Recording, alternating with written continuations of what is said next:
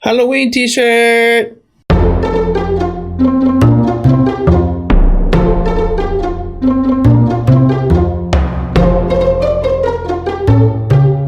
Hello everyone, my name is Eric and welcome to my channel. Halloween is right around the corner and Halloween is my favorite holiday, and I thought that I would share with you guys a little bit of history about Halloween and a little bit of the traditions and all of that goes into Halloween, because mostly everybody knows what to do, quote unquote, for Halloween, like the costumes, trick-or-treating, parties, bonfires, all that good stuff, all the sweets. But do you guys really know the history of why people started to do that, or why people did that? If you didn't, stay tuned, because I'm going to teach you just a little bit about what Halloween really is. And of course, I'm not going to go into detail, because if I were, we would be here for days and days and days. And I mean, who wants to hear about constant Halloween talking? But because we don't have days and days and days to talk about Halloween, I'm just going to give you just a brief history and a brief facts about stuff that happens in Halloween, or that used to happen, and all that good stuff. So here we go. God, that came out like Mario. Halloween dates back 2,000 years to the ancient Celts, but it wasn't called Halloween back then. It was called, written like this and pronounced like this. So Halloween wasn't always Halloween. In the ancient festival, it was called Samhain. To the Celts, Samhain was the end of the year and the beginning of the year, so it was their New Year's Day for them, and it marked the ending of the harvest and the beginning of the winter. And they believed that it was a time where the veil between the world of the living and the world of the dead was the thinnest, so they could communicate with their ancestors and pay tribute to their ancestors, and just help their loved ones move on to the light if their loved ones hadn't moved on. For a very long time, Samhain was the only festival in this time of the year, until Pope Boniface IV decided to move the All Hallows Day event, which celebrates the saints, the martyrs, and the angels.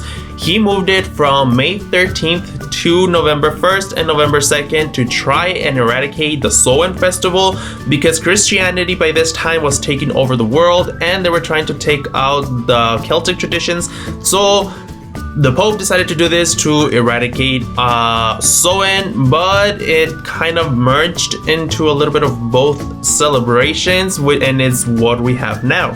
The reason why we dress up is because in the Celtic festival Samhain, the Celts believed that during that time of the year, because the veil was very thin, demons and spirits could walk freely in the world, and they didn't want the demons to do anything to them, so they would dress up in animal pelts, or they put on masks, or they would just dress up as something to make the spirits believe that they were one of them, so the spirits wouldn't harm them. So that is the reason why we dress up on Halloween, so that demons won't harm you. Now, the reason for trick-or-treating. In the ancient festival Samhain, the Celts used to leave little treats of sweets, water, wine, of anything out in their in the doorsteps of their homes for the spirits that would be roaming. So they would leave them alone, so they would give the spirits sweets, so the spirits wouldn't come into the house and they wouldn't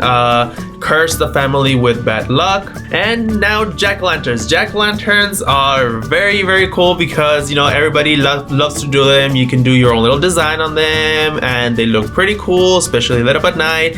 And the reason why we do jack-o'-lanterns at the front of the house, it's because it wars off evils. In the past, in Samhain, Celts used to hollow up any kind of gourd like fruit or vegetables, and put candles inside to light them up to ward off evil spirits. And that's the whole point of a jack-o'-lantern, to ward off spirits so they won't be able to cross into your house. So the sweets are to keep them at bay, keep them peaceful, and to help them move on. And the jack-o'-lanterns is to just plainly, just kind of like a protective measure, just for them not to be able to get into your house. Something else that the Celts used to do a lot, especially for the girls that were very, very interesting, was that they could divine their future husbands or lovers' face or name, or just who the person was going to be that they were going to be marrying in the future. And that just rose up a bunch of other traditions, but the most signifying one is the bobbing for apples, which most of you have probably played at one point of their life or not.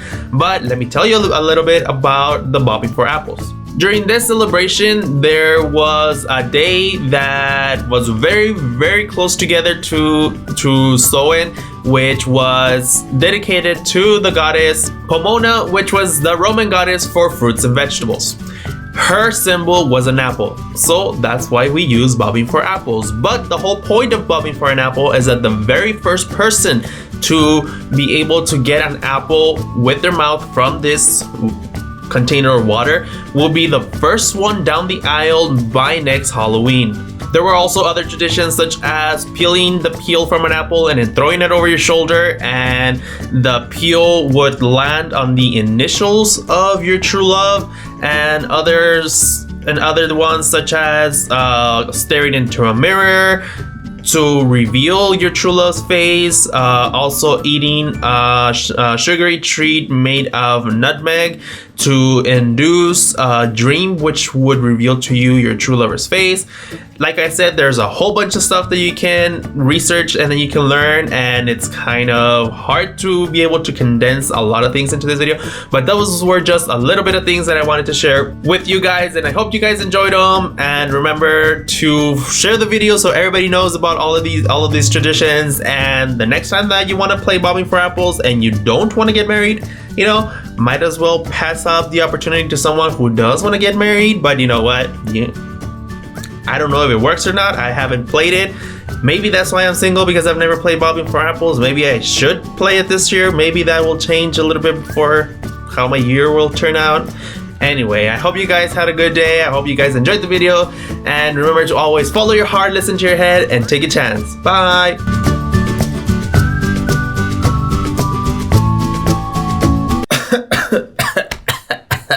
I'm dying.